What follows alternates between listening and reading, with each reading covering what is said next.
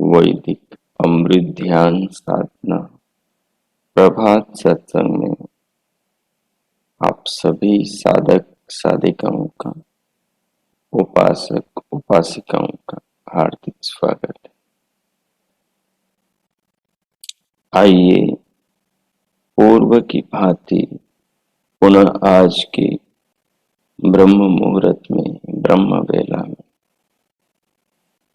हम उस महान प्रभु, सर्वशक्तिमान, सर्वज्ञ, निराकार, निर्विकार, अनादि, अनुपम, सर्वाधार, पार ब्रह्म परमेश्वर सच्चिदानंद प्रभु के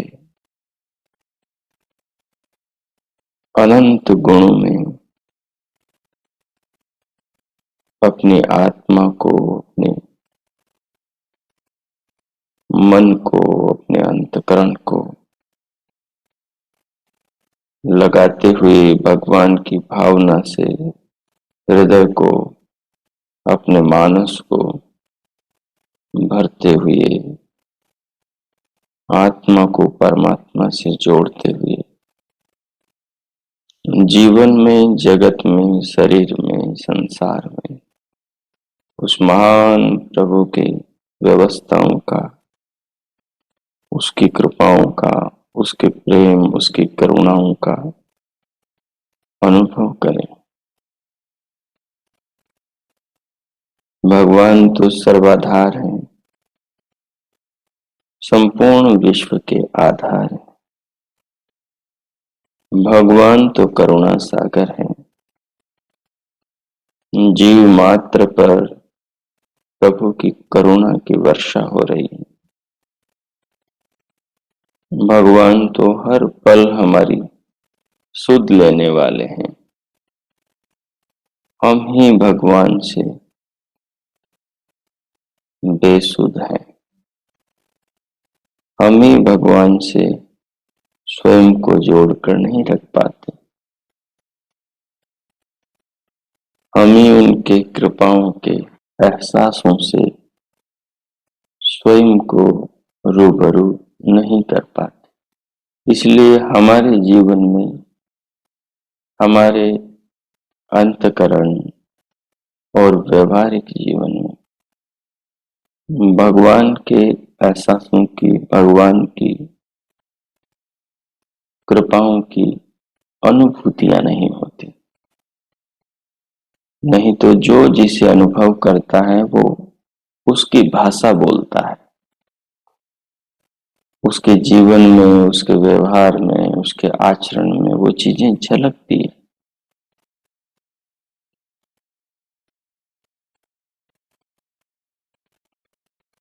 जो जिसका संग करता है उस पर उसका रंग चढ़ता है। यदि हम पर उतना रंग नहीं चढ़ रहा, हमारे कर्मों में, हमारे व्यवहार में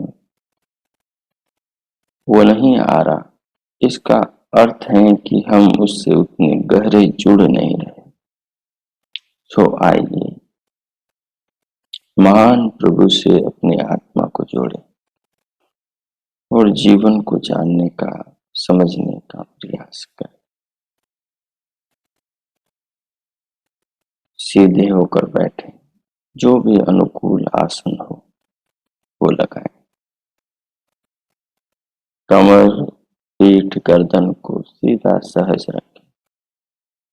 नेत्रों को बंद, दोनों हथेलियों को गोद में रख लें या घुटनों पर रख लें। तदुपरांत 5 मिनट तक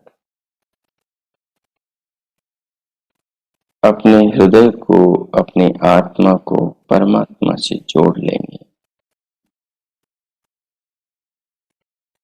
उसके बाद हम भगवान महर्षि कण्व मुनि के ईशोपनिषद की उस महान ऋचा का, उस महान ऋचा के ज्ञान के सागर में फिर उतरेंगे, फिर अमृत का पान करेंगे, फिर अंतकरण को उपनिषद के संस्कारों से, ज्ञान से संस्कारित करेंगे, परिवर्तित करेंगे, अपने अंतकरण में आध्यात्मिकता के बीज बोएंगे। उससे पूर्व देवों के देव पार ब्रह्म परमेश्वर, उस महान महादेव जो संपूर्ण विश्व का स्वामी विधाता विश्व नियंता है, उस सर्वशक्तिमान भगवान के स्वरूप से अपने आत्मा को जोड़ेंगे। भगवान से स्वयं को जोड़ने के लिए भगवान की कृपाओं से जोड़ेंगे। भगवान की कृपा मनुष्य के ऊपर मानव की देह है, मनुष्य का शरीर भगवान की कृपा, शरीर के भीतर सारे अंग प्रत्यंग साधन शक्तियां सब भगवान की कृपा है। इसे अनुभव करें।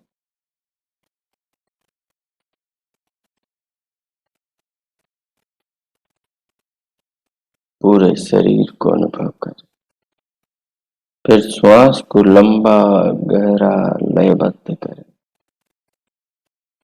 धीरे धीरे लें और धीरे धीरे लेने के बाद धीरे धीरे छोड़ें। 2-3 श्वास लें और छोड़ें। श्वास को अनुभव करें, श्वास के साथ साथ शरीर को अनुभव करें, मस्तिष्क को अनुभव करें, सिर से पांव तक की सारी देह को अनुभव करें, त्वचा को अनुभव करें, रस रक्त मांस मज्जा अस्थि में त्वचा से अस्थि पर्यंत की देह को अनुभव करें। स्वयं को अनुभव करने वाले अनुभविता आत्मा को अनुभव करें। अनुभविता आत्मा को अनुभव करें।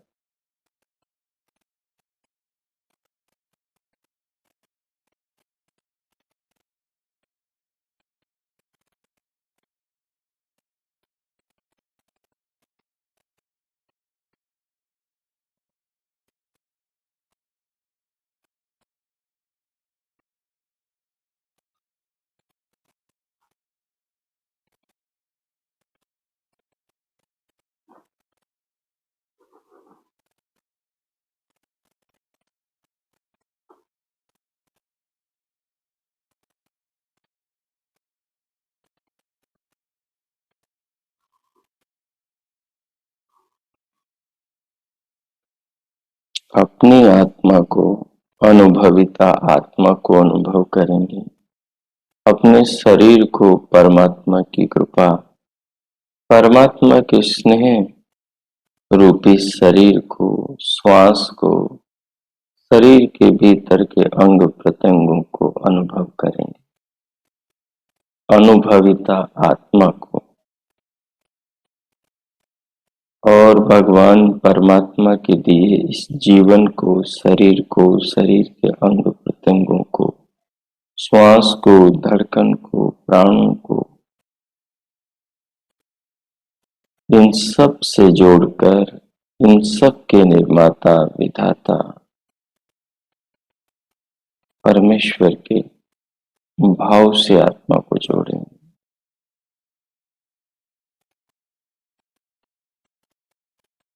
अब श्वास को धीरे धीरे लेकर अनुभव के साथ भीतर रोकें और रोक कर मन को दिव्य नाद के सुनने में लगाएं, दोनों कानों के भीतर के आकाश में। उसके साथ दिव्य प्रकाश को देखने में लगाएं और इनके साथ साथ मन को परमात्मा में लगाएं, भगवान की भावना में लगाएं। भगवान के नाम का मानसिक जप करते हुए श्वास लेंगे, लेने के बाद उसे रोकेंगे, रोकने के बाद मानसिक प्रभु नाम का जप करेंगे। जप करते हुए दिव्यनाथ को सुने, दिव्य प्रकाश को देखें, शरीर को अनुभव करें। शरीर को अनुभव करने वाले स्वयं को अनुभव करें और शरीर को अनुभव करते हुए, श्वास को अनुभव करते हुए, जीवन को अनुभव करते हुए इसके दाता, विधाता, व्यवस्थापक परमात्मा को अनुभव करें। 5 मिनट इस भाव में इस प्रयोग को करते हुए अपने अंतःकरण को संस्कारित करें और इस अध्यात्म के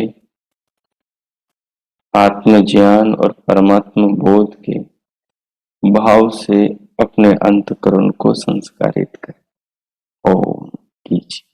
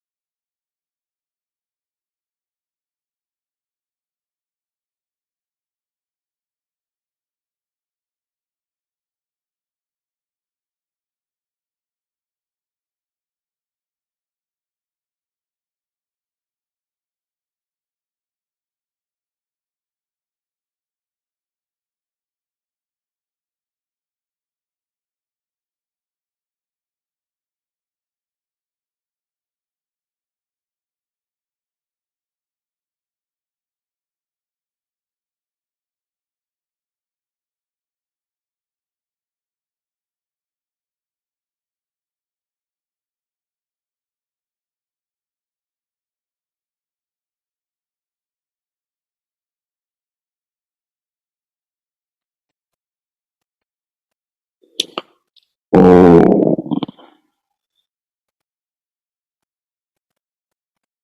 ओम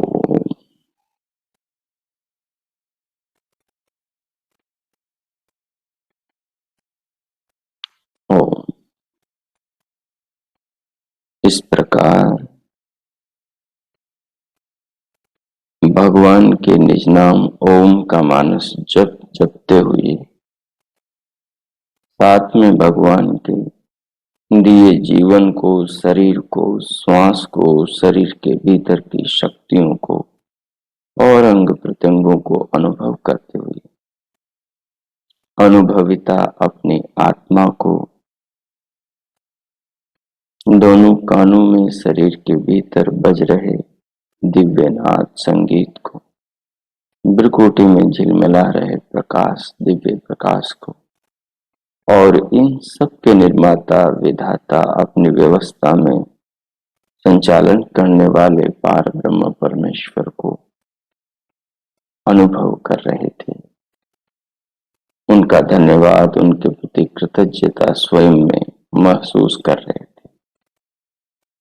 इस सब के साथ में, इस भाव के साथ अब भीतर से बाहर आ जाएंगे, अंदर से बाहर शरीर पर, शरीर से बाहर स्क्रीन पर आ जाएंगे। दोनों हथेलियों का आकर्षण कर लें, मुख पर स्पर्श कर लें, उंगलियों के मध्य से नेत्र खोलते हुए बाहर देखिए।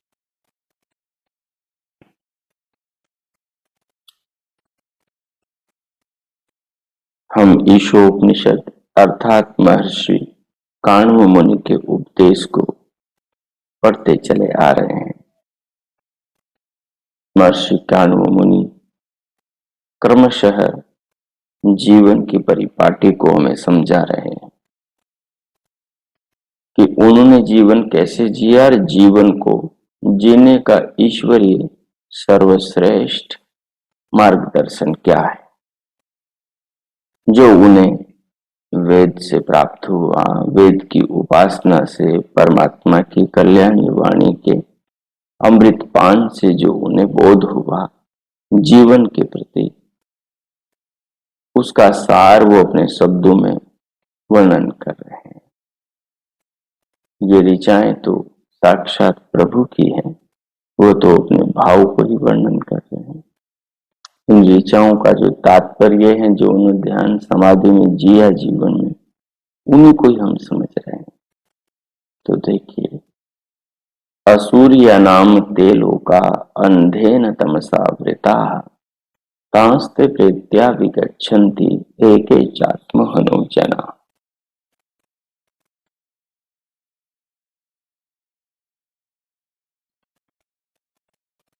कह रहे हैं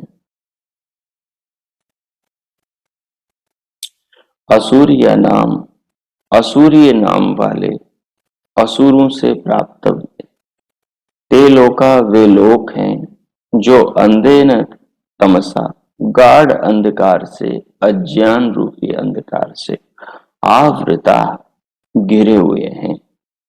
तान उन लोगों को, ते वे लोग, प्रेत्य यानी मरने के बाद, अविगच्छन्ति प्राप्त होते हैं, जाते हैं, वहां जाकर जन्म लेते हैं। एक के च जो कोई भी व्यक्ति, मनुष्य आत्महन, आत्मघाती, आत्म विरुद्ध कर्म करता है, वो वहां जाकर जन्म लेते हैं। जिन लोगों में, जिस योनि में अंधकार अर्थात अज्ञान होता है, ज्ञान का वहां कोई साधन माध्यम नहीं होता है। 1,84,00,000 योनियां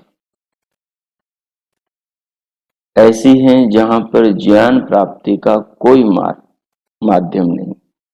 वहां न वेद मिलेगा, न वहां पर आपको कोई पढ़ाने वाला गुरु मिलेगा, न वहां पर आपको संसार को समझने की समझ मिलेगी। 1,84,00,000 योनियां नरकों की नाम से कही जाती, नरक नाम वाली। और मनुष्य योनि में भी जो मानव योनि में प्राप्त करने योग्य अपराध करते हैं, तो उनका फल मानव योनि में ही मनुष्य को मिलता है। तो वो मानव योनि को भी नरक जैसी बना देता है। समस्त नरकों से, समस्त दुखों से, समस्त अज्ञानों से, समस्त बाधाओं से, समस्त संकटों से, समस्त पीड़ाओं से मुक्त होने का मार्ग केवल मानव जीवन में खुलता है। और मानव जीवन में भगवान के ज्ञान को, वेद की गंगा को अमृत पान करके मनुष्य मानव अपनी आत्मा को, परमात्मा को जानकर समस्त दुखों से मुक्ति पाता है। तो देखिए, आइए अब हम इस मंत्र पर जो एक व्यापक दृष्टिकोण लिखा हुआ है उसको हम पढ़ेंगे और समझेंगे। आर्य जगत के महान मनीषी दिवंगत स्वर्गीय श्री रामनाथ वेदालंकार जी ने इस पुस्तक में एक विशाल आशय को, अभिप्राय को प्रकट किया है। उन्होंने जीवन में वैदिक वांग्मय का जो अध्ययन किया, समझा, उसको आधार बनाकर ईशोपनिषद के इन श्लोकों की इतनी मनोरम और सुंदर व्याख्या करी है कि हम रुचि पूर्वक इसको समझें, इसको पढ़ें तो एक चित्र हमारे भीतर, हमारे मनोमस्तिष्क में बनता है। वो चित्र बनता है एक सुंदर जीवन का, एक सुंदर जीवन का, एक आदर्श जीवन का, एक ऊंचे जीवन का, जो जीवन ऋषियों के जैसे है, जो जीवन हमारी आत्म उन्नति में, हमारे आत्म उत्थान में आधार बन सकता है। सो आइए देखिए गुरु शिष्य से क्या कर रहे हैं। असुरों से प्राप्तव्य वे लोक हैं, अपराधों से, पापों से प्राप्त होने वाले वे लोक हैं, वे स्थान है, वो जन्म है जो अंधे अज्ञान अंधकार से आच्छादित हैं, आच्छन्न है। उन लोगों को वे मरने के बाद प्राप्त करते हैं जो आत्मघाती, आत्मा के विरुद्ध कर्म करते हैं। शिष्यों, मैंने तुम्हें कहा था कि 100 वर्ष तक या जीवन पर्यंत कर्तव्य कर्म करते रहो, पर इसका मतलब, इसका अभिप्राय ये मत समझ लेना कि जीवन में अध्यात्म को कोई स्थान ही नहीं है। सांसारिक भौतिक कर्म ही करते रहो, खाने पीने की चीजों के लिए ही जीते रहो, रोटी कपड़े के लिए धन कमाने को ही जीवन समझ लो, इसे ही अपना कर्तव्य कर्म समझ लो और अध्यात्म को तिलांजलि दे दो। ऐसा मत समझना। जीवन में अध्यात्म को कोई स्थान नहीं है, ऐसा भ्रम मत पाल लेना। कहीं तुम आत्मा और परमात्मा के प्रति उदासीन न हो जाना। जो लोग आत्मा की नित्यता को हृदयंगम कर लेते हैं, ये बहुत महत्वपूर्ण पंक्ति है, अंडरलाइन कीजिए इसे। जो लोग आत्मा की नित्यता को हृदयंगम कर लेते हैं और यह जान लेते हैं कि वह कर्मानुसार विविध योनियों में जन्म लेता है, अर्थात पुण्य कर्मों से देव योनियों को पाता है। ये नीलम माता जी, आप बार बार अनम्यूट कर रहे हैं, मैंने आपको एक बार रिमूव कर दिया, कृपया ध्यान रखिए, नहीं तो मैं फिर से रिमूव कर दूंगा। पाठ के बीच में विघ्न न करें, सावधान रहें, जुड़े हैं, जो भी मान भाव जुड़े हैं सावधान रहें।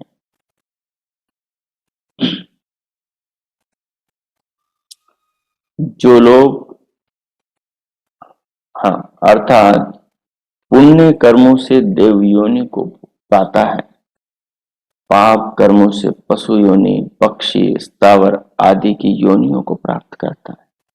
बहुत सुंदर एक चित्रण है, एक जीवन उपदेश है मनुष्य के लिए। पहला यहाँ से अंडरलाइन कीजिए कि जो लोग आत्मा की नित्यता को हृदयंगम कर लेते, हृदयंगम मतलब समझ लेते हैं, दिमाग में अच्छी तरह बिठा लेते हैं कि मेरा आत्मा यानी मैं नित्य हूं, अजर अमर हूं, अपरिवर्तनशील हूं, शरीर नहीं हूं, मन नहीं हूं, विचार नहीं हूं, स्त्री पुरुष नहीं हूं, मैं आत्मा हूं, मैं नित्य चेतन द्रव्य हूं। मुझ में न कुछ जाता है न मुझसे कुछ निकलता है, न मुझ आत्मा में कोई बदलाव होता है। मैं अपरिणामी हूं, अप्रतिसंक्रमा हूं। अपरिणामी जिसमें कोई परिवर्तन न होता हो, अप्रतिसंक्रमा जिसमें कुछ जाता और कुछ निकलता न हो। आत्मा ऐसा आत्मा है जो कभी बदलता नहीं। तो क्या कह रहे हैं, जो लोग आत्मा की इस नित्यता को हृदय में बिठा लेते हैं, दिमाग में बिठा लेते हैं और ये जान लेते हैं कि वह कर्मानुसार विविध योनियों में जन्म लेता है, आत्मा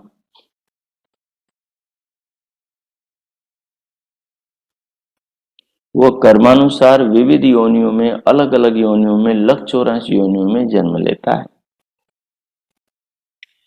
पुण्य कर्मों से देव योनियों को पाता है, देव योनियों को यानी विद्वानों के घरों में जन्म लेता है। पाप पुण्य रूपी मिश्रित कर्मों को करके वो मनुष्य योनि को प्राप्त करता है, यानी साधारण मनुष्य के शरीर को पाता है। वे निसंदेह सत्कर्मों में ही संलग्न रहने के लिए प्रयत्नशील होते हैं। जो लोग अपनी आत्मा की नित्यता को जानते हैं, वो अवश्य, वो निसंदेह अच्छे कर्म करने में ही लगे रहते हैं, उन्हीं में ही प्रयत्नशील होते हैं। अतः आत्मा की अमरता को अनुभव करो। जैसे अभी हम शुरुआत में शरीर को अनुभव करने वाले अनुभविता आत्मा को अनुभव करने में लगे थे, अभी हम श्वास को, प्राण को अनुभव करने वाले, दिव्य नाद को, दिव्य प्रकाश को अनुभव करने वाले, भगवान के दिए जीवन शरीर को अनुभव करने वाले, अपने आत्मा स्वयं को अनुभव करने में लगे थे। तो अपने आत्मा के अनुभव से ही अनुभविता आत्मा के भीतर ये बोध उठता है कि आत्मा अमर है। ये खुद अपने को अनुभव होता है। ये अनुभूति ही आपके भाव में परिपक्वता लेकर आती है। केवल किताब को पढ़ने से आपके अंदर विश्वास नहीं जागता है पूरा पूरा। ये विश्वास कभी न कभी हिल जाता है, कभी न कभी हिल जाता है। जैसे दीप शिखा थोड़े से वायु के झोंके से हिल जाती, डावाडोल हो जाती, लेकिन जिसको अनुभूति का प्रकाश मिल गया, उसका प्रकाश हिलता नहीं है, उसका भाव, उसकी समझ, उसका ज्ञान डावाडोल नहीं होता। ये अनुभूति से मिला प्रकाश ठीक उस मणि के प्रकाश के समान है, जो कितना ही तूफान आ जाए लेकिन मणि का प्रकाश जाता नहीं। मणि का प्रकाश इसलिए नहीं जाता क्योंकि वो किसी हवा से हिलता नहीं। तो ऐसे ही आत्मा का जब अनुभव हो जाता है तो अनुभव का जो प्रकाश होता है वो विषयों के झोंकों से भी हिलता नहीं, वो सामाजिक परिस्थितियों के उतार चढ़ाव से भी डगमगाता नहीं। जीवन में कितने कष्ट क्यों ना आ जाए, आदमी सिद्धांतों पर आदमी समर्पित होता है। भगवान रामचंद्र जी के जीवन को देखो, माता सीता जी के जीवन को देखो, कितने जीवन में कष्ट आए, लेकिन अपने धर्म से, अपने कर्तव्य कर्म से, अपने सुपथ से कभी डिगे नहीं। भगवान श्री कृष्ण जी के जीवन को देखो, मां रुक्मिणी के जीवन को देखो, कितने जीवन में कष्ट आए, कितने उतार चढ़ाव आए, लेकिन दोनों दंपति पति पत्नी हिले नहीं, कभी डिग रहे। तो बहुत सारे वीरों की कहानियां हैं। तो जो अपनी आत्मा को अनुभव कर लेता है, वो फिर सांसारिक थपेड़ों से घबराता नहीं, सांसारिक चोटों से वो सतपथ को छोड़ नहीं देता, चाहे जीवन में कितने कष्ट आ जाएं। हमारे आर्य समाज के स्वामी श्रद्धानंद जी महाराज को देखो, जीवन में कितने कष्ट आए। जब उन्हें पता लगा, अरे मैं तो नरक में पड़ा हुआ हूं, अरे मैं तो शराब पीता हूँ, मांस खाता हूँ, मैं तो पाप कर रहा हूँ, मैं तो नरक की ओर जा रहा हूँ। महर्षि दयानंद के प्रवचनों को, भाषण को सुना तो जीवन बदल गया और सबको छोड़ दिया। बड़ी पार्टी के अंदर मांस की कटोरी को सबके बीच से फेंक दिया दीवार पर, ताकि सारी दुनिया को पता लग जाए कि मुंशी राम बदल गया है, मुंशी राम अब आर्य हो गया है, उसने पीना खाना सब कुछ छोड़ दिया है, वो ऋषि दयानंद का अनुगामी हो गया है, वो वेद का अनुसरण करने लगा है, वेद वाक्यों को जीवन में जीने लगा है। तो जब संकल्प कर लेते हैं हम कितनी ही बुराई में हो, तो बस फिर सब कुछ चीरता हुआ व्यक्ति प्रकाश की ओर बढ़ता है। इसलिए अपने आत्मा को जानना बड़ा जरूरी है। कहा, साथ ही परमात्मा के प्रति मनुष्य का जो कर्तव्य है उसे भी पहचानना चाहिए। परमात्मा की स्तुति, प्रार्थना, उपासना से अपने मन, बुद्धि, आत्मा को पवित्र करो। हृदय में प्रभु की झांकी पाने का प्रयास करो। ये झांकी क्या है? जब हम प्रभु की कृपाओं को अनुभव करते हैं कि सत्वर लगातार भगवान की मेरे ऊपर कितनी कृपाएं हो रही हैं, मैं तो उन्हें याद भी नहीं कर सकता, इतना उनका नाम भी नहीं ले सकता, जितनी उस विधाता की मेरे ऊपर हर पल कृपा होती है। उन्होंने इतनी कृपाएं मेरे ऊपर जन्म से कर रखी है, मेरे शरीर में इतनी कृपाएं हैं, उनकी कितनी कृपाएं हो रही है। मुझे कितने सारे साधन दिए हैं, सारे साधन मेरे स्वस्थ काम कर रहे हैं। मैं भगवान के हाथों से काम करता हूँ, उनके पांव पर चलता हूँ, उनकी आंखों से देखता हूँ, उनके कानों से सुनता हूँ, उनकी नाक से सूंघता हूँ, उनके दांतों से भोजन चबाता हूँ, उनकी जीवा से मैं रस लेता हूँ और उनके स्वर यंत्र से मैं बोलता हूँ, गाता हूँ। उनकी भुजाओं के बल से मैं काम करता हूँ। भगवान के फेफड़ों से ही तो हम जी रहे हैं, उन्हीं के तो फुसफुस है, उन्होंने बनाए तो उन्हीं के, हमारे कहां से हुए? शरीर का एक एक कोशिका, एक एक ऊतक, कोष्टक, एक एक इकाई देह की भगवान ने बनाई, भगवान की, अपनी कहां हुई? हम तो भगवान के शरीर से संसार में मौज कर रहे हैं, संसार को जी रहे हैं। तो भगवान के शरीर को लेकर दुरुपयोग करने वाले को हानि होती है और भगवान के शरीर को लेकर सदुपयोग करने वाले को लाभ मिलता है। तो इस भगवान ने शरीर दिया और फिर शरीर के साथ में हर पल श्वास दे रहा है और उससे हमारे जीवन को थामे हुए हैं, धारण किए हुए हैं। तो इसलिए उस भगवान की स्तुति, प्रार्थना, उपासना से अपने मन, बुद्धि, आत्मा को पवित्र करना चाहिए। अपना मन, बुद्धि, आत्मा कब पवित्र होगा, कब उसे पवित्र माने? जब भगवान के प्रति हमारे भीतर सच्ची श्रद्धा भरी हो, सच्चा प्रेम भरा हो, हमारे अंदर भगवान के प्रति निष्ठा, भक्ति, समर्पण, कृतज्ञता के भाव भरे हो। हम अपने आप को कभी भी स्वप्न में भी किसी भी प्रकार से भगवान के विरुद्ध जाने न दें। हम सदैव विनम्र रहें, विनयशील रहें, अपने कर्तव्य कर्म पर ध्यान रखें, मानसिक विकारों से गलत विचारों से, अपराधों से, कर्मों से अपने आप को बचाए रखें। भगवान ये कहते हैं। हृदय में प्रभु की झांकी पाने का प्रयास करो।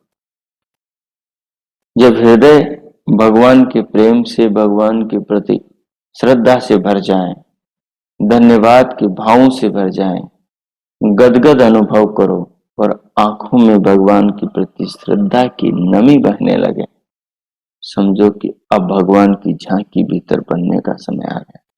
भगवान की झांकी ज्ञान की बनती है, न कि कोई आकृति की बनती है, क्योंकि प्रभु की कोई आकृति नहीं। प्रभु तो निराकार है, आकृति अपनी भी नहीं है। हमारी आत्मा की कौन सी आकृति? हमारी देह की आकृति, और देह तो हम है नहीं।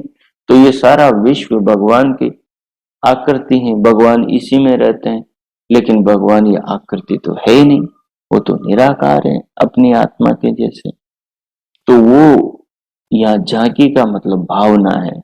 ऐसी भावना की झांकी बन जाए कि आपके नेत्र नम हो जाएं, आपका आत्मा भगवान के प्रति करबद्ध हो जाए और बार बार भगवान का धन्यवाद करें।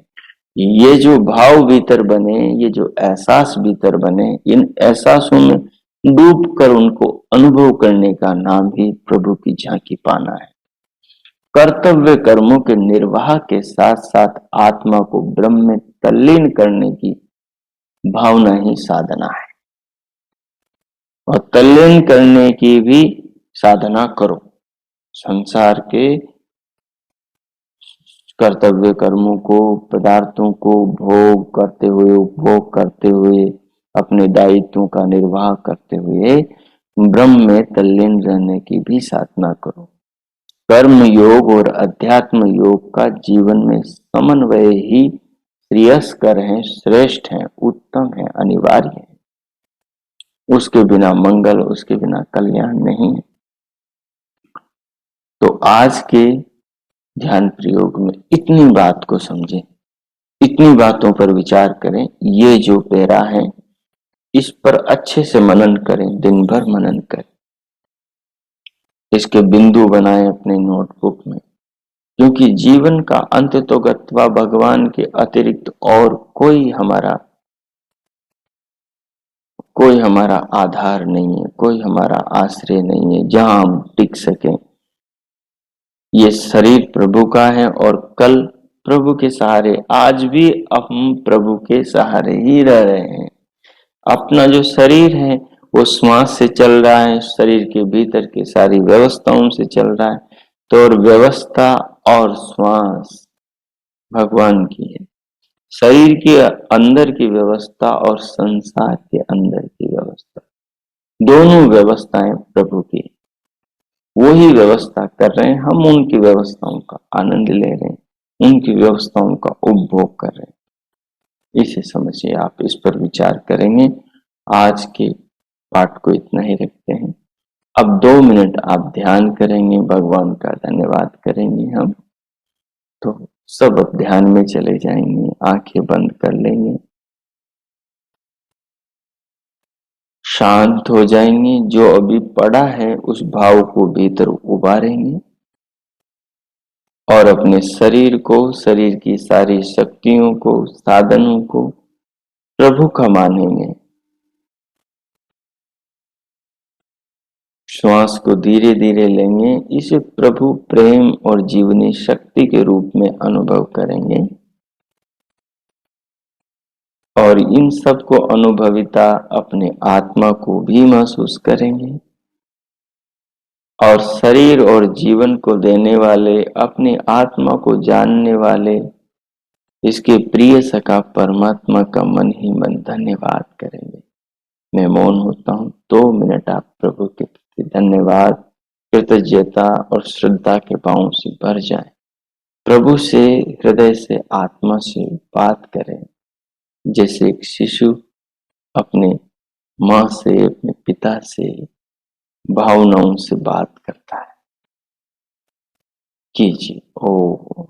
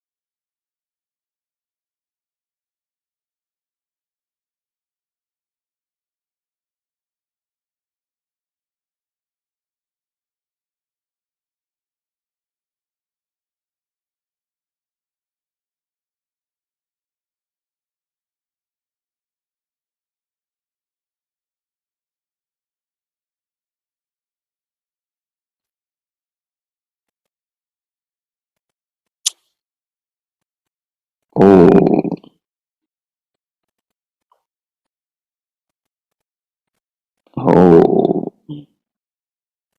इस प्रकार प्रभु का धन्यवाद करते हुए, भगवान के प्रति स्वयं में आस्था भाव, श्रद्धा भाव, समर्पण अनुभव करते हुए अब भीतर से अपनी अंतस जागरूकता के साथ देह को अनुभव करें। देह पर आए, दोनों हथेलियों का परस्पर घर्षण करें, पूरे मुखमंडल का स्पर्श करें। शांति पाठ।